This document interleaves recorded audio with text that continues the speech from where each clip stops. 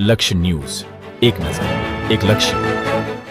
ચોટીલા ચેસ્ટા હોસ્પિટલમાં પૈસાની કરી માંગણી, જેના અંગે ફરિયાદ નોંધાઈ. ફરિયાદીને તમારી હોસ્પિટલમાં ગેરકાયદેસર ગર્ભ પરીક્ષણ થતું હોવાનું કહી પૈસાની માંગણી કરી હતી. 3 શખ્સો દ્વારા ગાંધીનગર એસઓજી પોલીસમાં હોવાનો કહી 50 લાખની કરી માંગણી. ફરિયાદીના દીકરા અભિષેકને આજીવન જેલમાં પુરાવી દેવાની ધમકીઓ પણ આપી હતી. ત્યારબાદ 40 લાખ આપવાનું કહી વારંવાર ફરિયાદીને ધમકી આપતા હતા. 40 લાખ ફરિયાદીએ ન આપતા તેના પુત્રનું અપહરણ કર્યું.